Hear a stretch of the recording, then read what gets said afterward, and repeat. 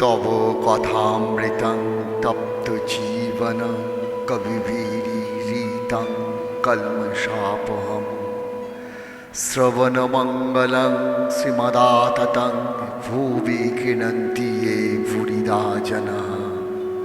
श्रीमद्भगवद् गोपीगीता श्री श्री रामकृष्ण कथामृत श्रीमकथित द्वितीय खंड परिशिष्ट विभाग द्वितीय परिच्छेद। श्री रामकृष्ण मनमोहन मंदिरे केशव सेन, राम, सुरेंद्र, राजेंद्र मित्र, त्रैलोक्य प्रभृति संगे श्रीयुक्त मनमोहनेर बाटी 23 नम्बर शिमिलिया स्ट्रीट सुरेंद्रर बाड़ीर निकट आज 3रा डिसेम्बर शनिवार 1881 ख्रीष्टाब्द 19 अग्रहायण 1288। श्री रामकृष्ण बेला आंदाज 4टार समय शुभ आगमन करियाछे। बाटीटी छोट द्वितल छोट उठान, ठाकुर बैठकखाना घरे उपविष्ट, एकतला घर, गलिर ऊपरेई घरटी। भवानीपुरेर ईशान मुखुज्जेर संगे श्री रामकृष्ण कथा कइतेছে। ईशान, आपनी संसार त्याग करिয়েছেন কেন? शास्त्रे संसार आश्रमके श्रेष्ठ বলেছে। श्री रामकृष्ण, কি ভালো কি মন্দ অত জানিনি, তিনি যা করান তাই করি, যা বলান তাই বলি। ঈশান, সবাই যদি সংসার ত্যাগ করে তাহলে ঈশ্বরের বিরুদ্ধে কাজ করা হয়। শ্রী রামকৃষ্ণ, সবাই ত্যাগ করবে কেন? আর তার কি ইচ্ছা আছে সকলেই শিয়াল কুকুরের মতো কামিনী কাঞ্চনে মুখ জুবড়ে থাকে? আর কি কিছু ইচ্ছা তা নয়? কোনটা তার ইচ্ছা, কোনটা অনিচ্ছা কি সব জেনেছো? তার ইচ্ছা সংসার করা, তুমি বলছো। যখন স্ত্রী পুত্র মরে তখন ভগবানের ইচ্ছা দেখতে পাও না কেন? যখন খেতে পাও না, দারিদ্র, তখন ভগবানের ইচ্ছা দেখতে পাও না কেন? তার কি ইচ্ছা মায়াতে জানতে দেয় না। তার মায়াতে অনিত্যকে নিত্য বোধ হয়, আবার নিত্যকে অনিত্য বোধ হয়। সংসার অনিত্য, এই আছে এই নাই, কিন্তু তার মায়াতে বোধ হয় এই ঠিক। তার মায়াতেই আমি কর্তা বোধ হয়।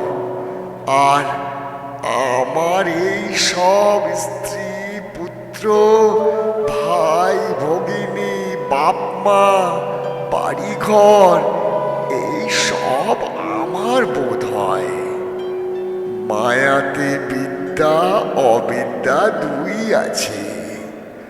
অবিদ্যার সংসার ভুলিয়ে দেয়, আর বিদ্যা মায়া জ্ঞান ভক্তি সাধু সঙ্গ ঈশ্বরের দিকে লয়ে যায় গো। তার কৃপায় যিনি মায়ার অতীত, তার পক্ষে সব সমান।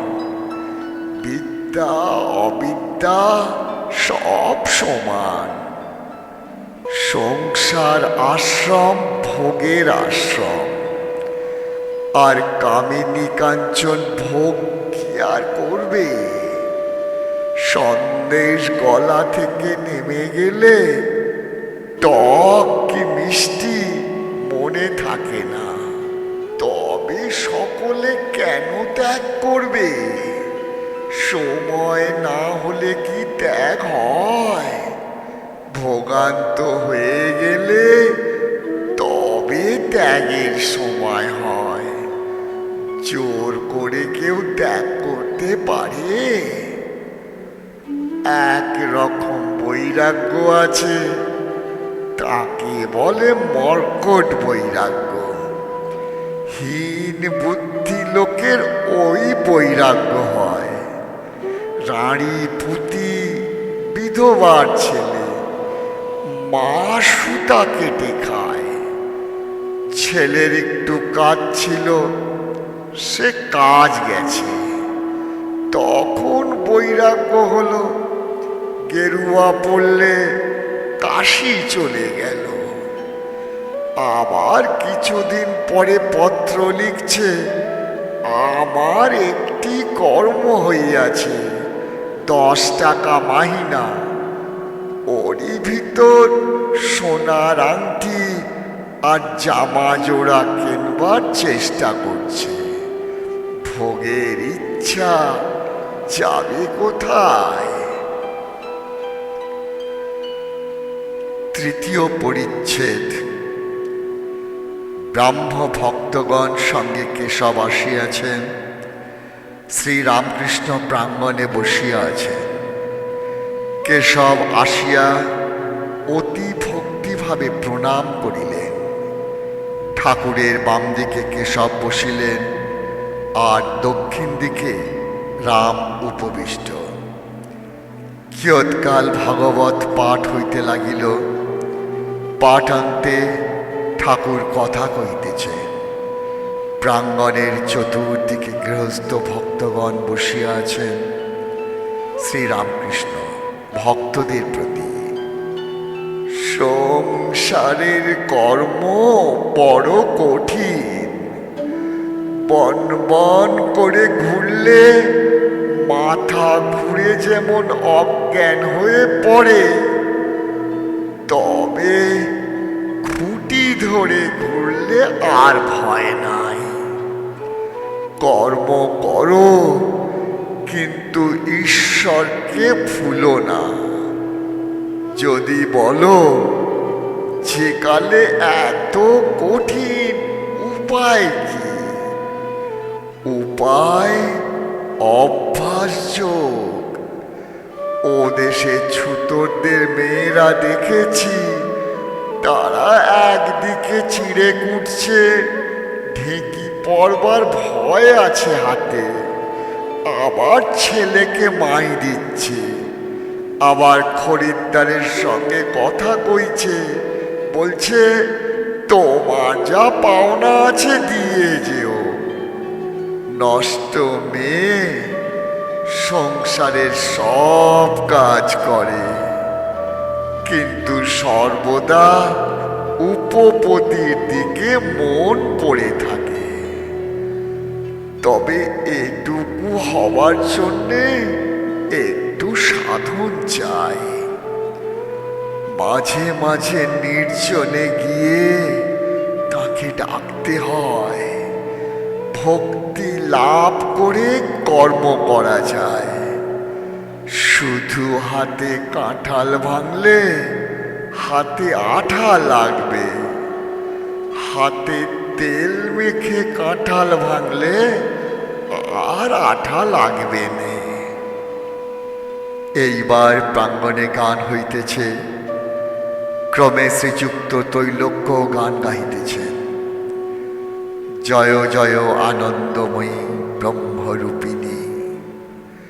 ঠাকুর আনন্দে নাচিতেছেন, সঙ্গে সঙ্গে কেশব আদি ভক্তগণ নাচিতেছেন। শীতকাল, ঠাকুরের গায়ে ঘাম দেখা দিতেছে। কীর্তনানন্দের পর সকলে উপবেশন করিলে শ্রীরামকৃষ্ণ কিছু খাইতে চাইলেন।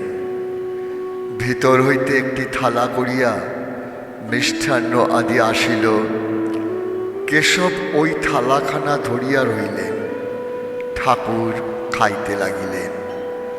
কেশব জল পাত্র ঐরূপ ধরিলেন, গামছা দিয়া মুখ মুছাইয়া দিলেন, তৎপরে ব্যজন করিতে লাগিলেন।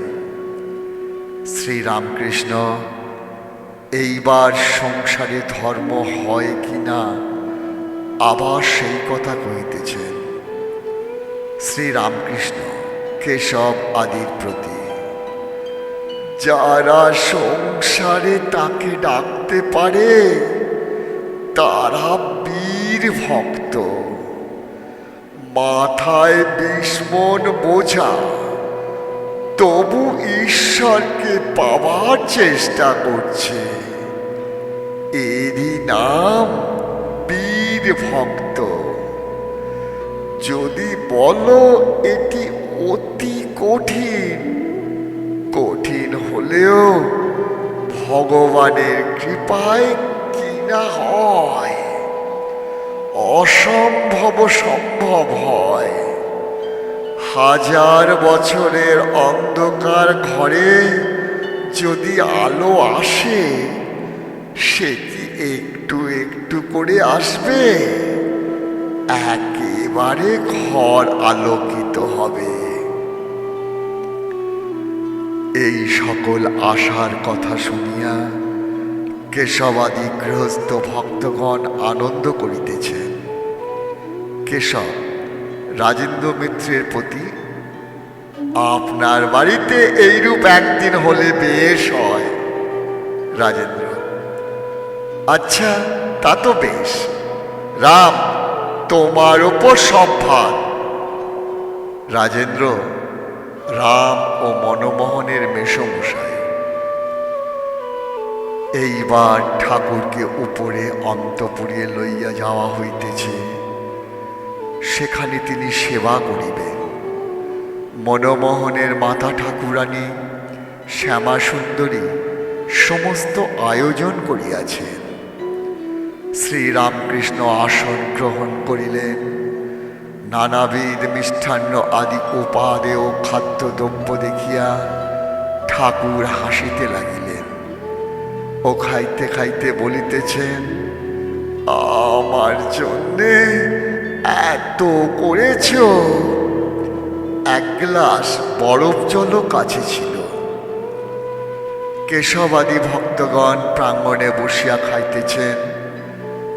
ঠাকুর নিচে আসিয়া তাহাদিগকে খাওয়াইতে লাগিলেন। তাহাদের আনন্দের জন্যে লুচি মন্ডার গান গাহিতেছেন ও নাচিতেছেন।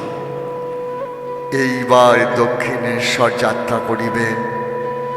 কেশবাদি ভক্তগণ তাহাকে গাড়িতে তুলিয়া দিলেন ও পদধূলি গ্রহণ করিলেন।